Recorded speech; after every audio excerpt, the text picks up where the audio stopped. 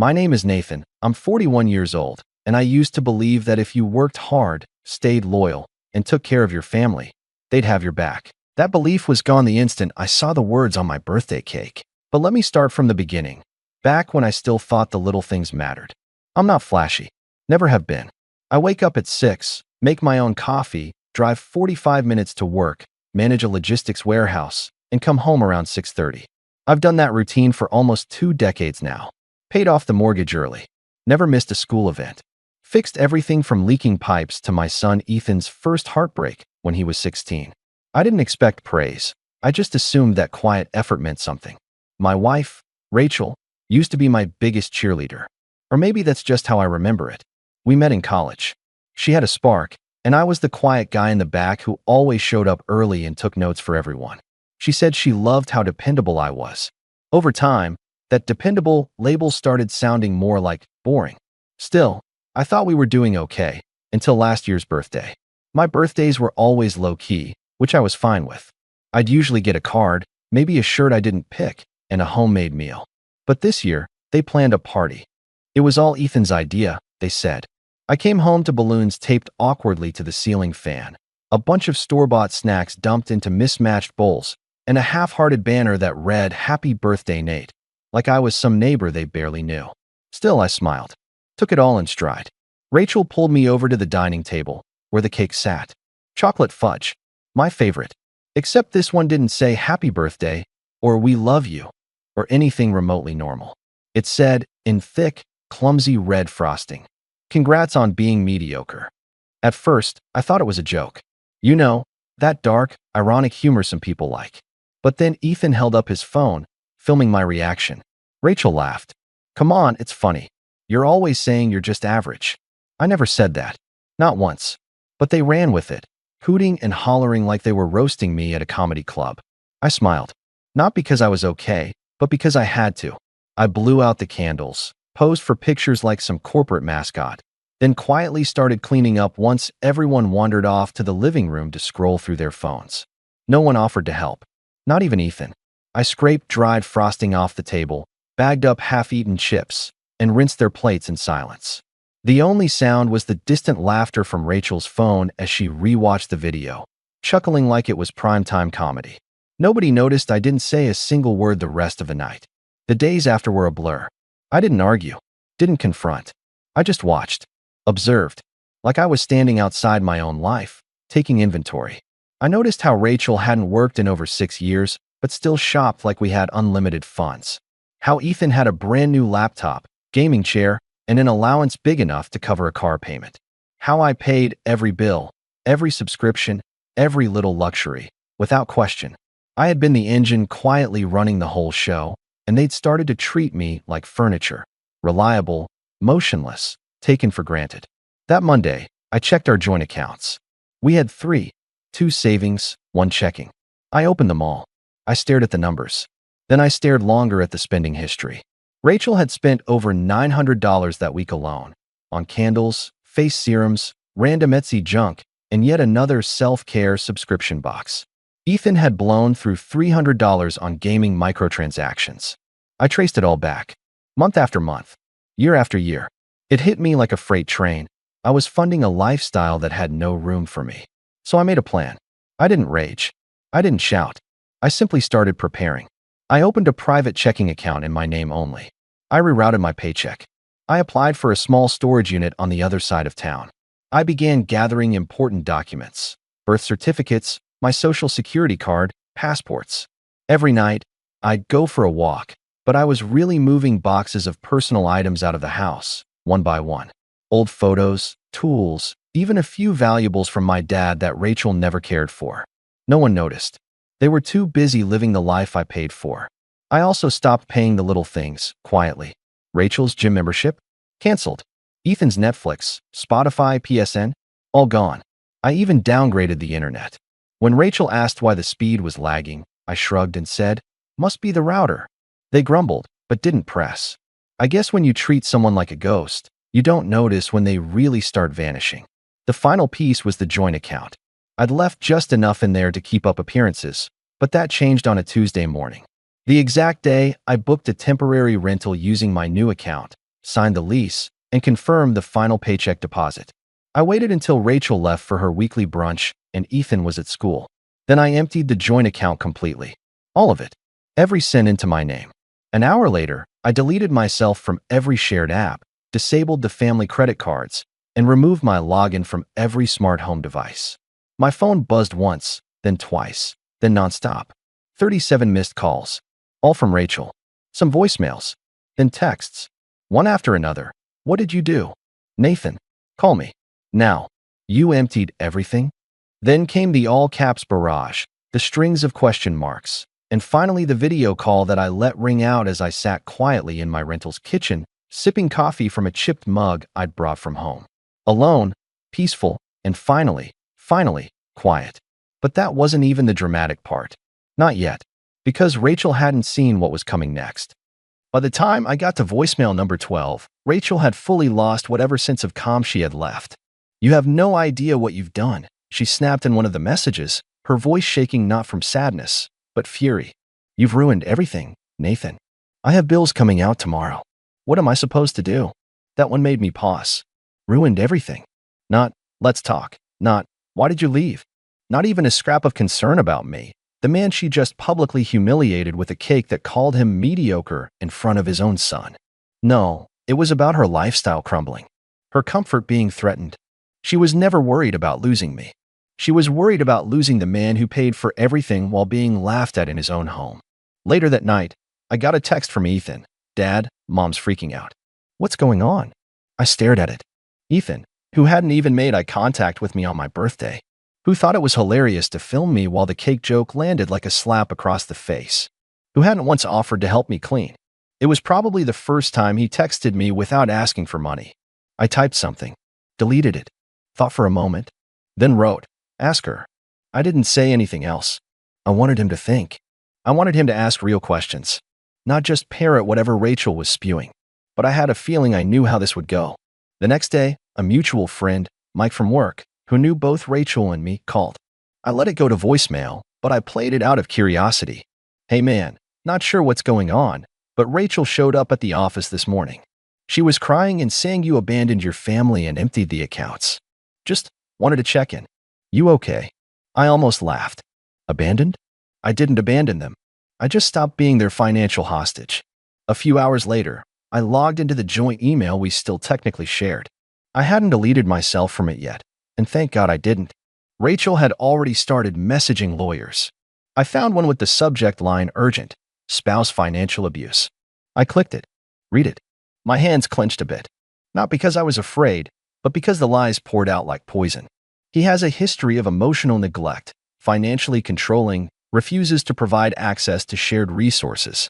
She painted herself as the victim, claimed I was the manipulator, that I controlled the money.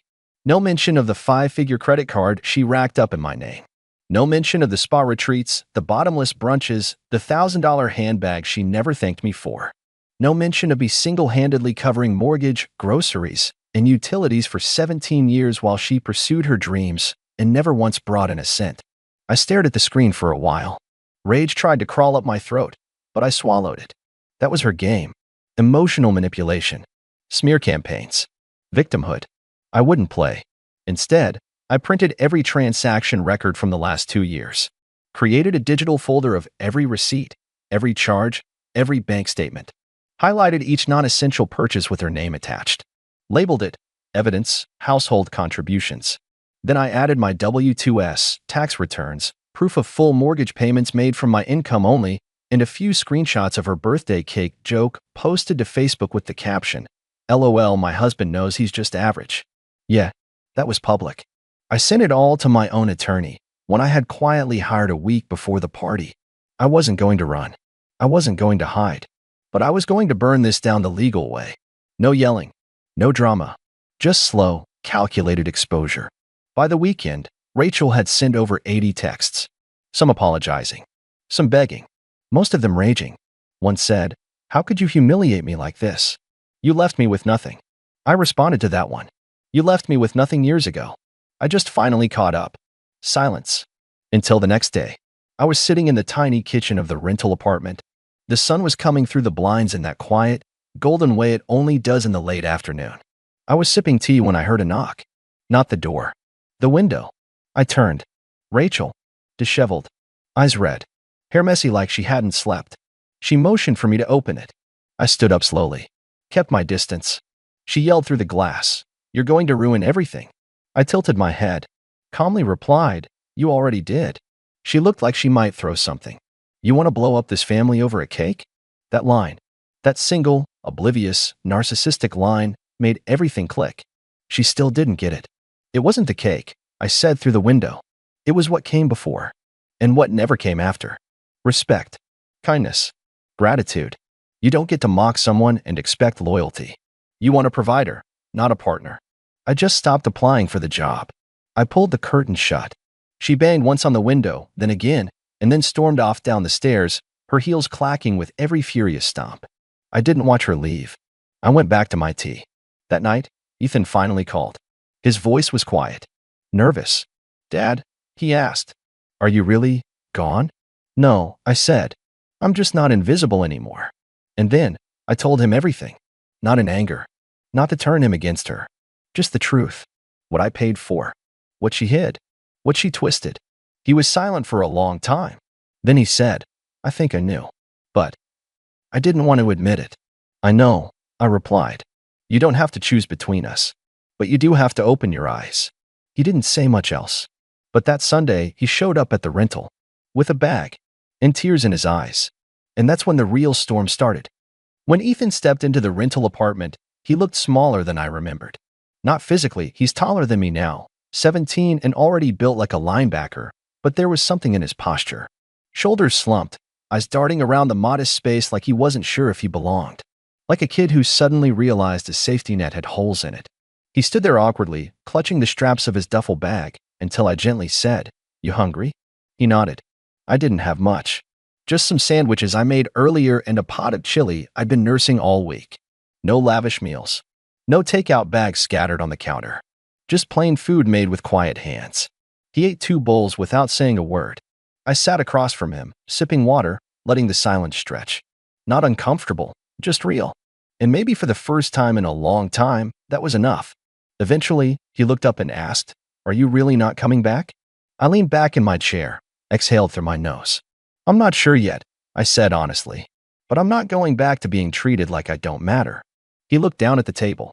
"She said you emptied her account just to punish her." I shook my head slowly. I didn't touch her account. Only the joint ones. Ones I filled. Ones she drained. That part seemed to hit him. He frowned, then nodded, but didn't say anything else. We watched a movie that night.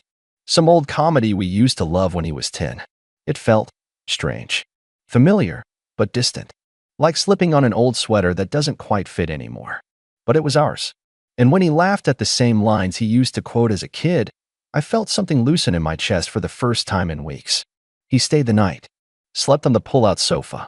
In the morning, I drove him to school. But when I came back, the peace was shattered. On my front door, taped sloppily, was a printed letter. No envelope. Just bold text at the top. "You are hereby notified." Rachel had filed for emergency spousal support. Claiming abandonment, economic retaliation, and this one actually made me laugh out loud, intentional emotional distress. She was trying to hit fast, beat me to the punch, play the victim on paper, hoping I'd roll over like I always had. But I was ready. I took the letter inside, scanned it, and sent it to my lawyer with the subject line, "She's making her move." He called within the hour. "She's going scorched earth," he said. "Trying to frame this like you just disappeared and left her and the kid destitute." I told him Ethan was with me. There was a pause. Then he said, "That changes everything." He helped me file a formal response. We attached the bank statements, the social media posts, even an affidavit from Ethan, if it came to that, though I didn't want to drag him deeper into this unless absolutely necessary. That night, I got a new email. From Rachel. No greeting. No punctuation. Just a wall of frantic, angry, barely coherent text. "You think you can just take my son, my money, my life? You are sick, you need help, you are destroying your own family for what? Because you can't take a joke? You are pathetic, this will not end well for you." I didn't reply, but I saved it, screenshotted it, sent it to my lawyer. 2 days later, Rachel showed up at Ethan's school. I got a call from the office. "She's here, demanding to pull him out," the receptionist said, whispering like she was scared. He's asking to stay with you. He says she's yelling. I dropped everything and drove straight there. When I walked in, Ethan was sitting in the main office, arms crossed, face pale but firm. Rachel was pacing near the door, arguing with the principal, who looked like she regretted every life decision that had led her to that moment. When Rachel saw me, her face twisted. "You," she hissed. "This is your fault." I ignored her. Walked straight to Ethan. "You okay?" I asked. He nodded. "I want to come back with you." The principal looked at me. "He's technically still a minor." "I know," I said, "but I have temporary guardianship paperwork pending." His statement is included. Rachel lunged forward. "He's my son. You don't get to steal him just because you're having a midlife crisis." That word again. Steal. She said it like I was a stranger, like I hadn't raised him, paid for every meal, every lesson, every scraped knee, and late-night drive to a friend's house. Like I hadn't sat through math homework and music recitals while she spent entire weekends resetting at yoga retreats. I looked at her, really looked at her, and realized I didn't recognize the woman in front of me anymore. "You didn't lose a son," I said quietly. "You lost your free ride." Her face went crimson. But before she could lash out again, the principal stepped between us. "Mrs. Bennett, I think it's best if you leave." Rachel turned on her heel and stormed out. That night, Ethan and I stayed up late talking. For the first time in years, he opened up. About the way Rachel talked about me when I wasn't around. About how she'd make fun of my job, my habits, how she told him I would have been nothing without her. "She used to say you were lucky to have her," he said softly. "But I think she was the lucky one." I didn't cry. I thought I would. But I just nodded and said, "Thanks, kid." A week passed. Then two. And that's when Rachel made her next move. Not through the court. Through my job. She went for the jugular. It started with a sudden call from HR. The tone in their voice was unfamiliar, not the usual corporate formality, but something colder, more hesitant. "Nathan, can you come in? We need to speak with you. It's about a complaint." My heart dropped. I had never had a single write-up in over 15 years. I'd worked my way up from forklift operator to operations manager. I trained new hires. Stayed late. Took weekend calls. I practically lived for that place.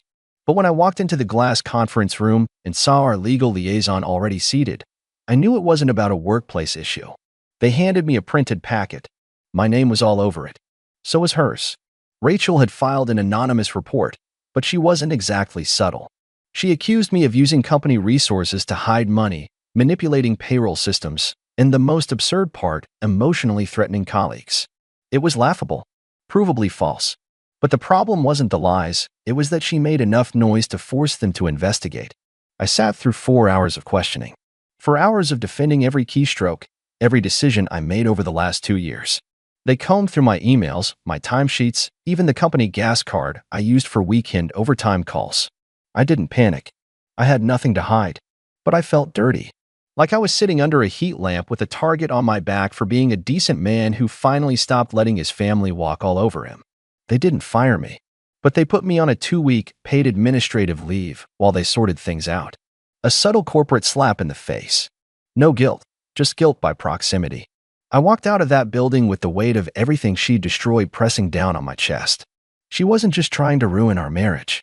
She was trying to destroy me. That night, I sat in the rental apartment with Ethan.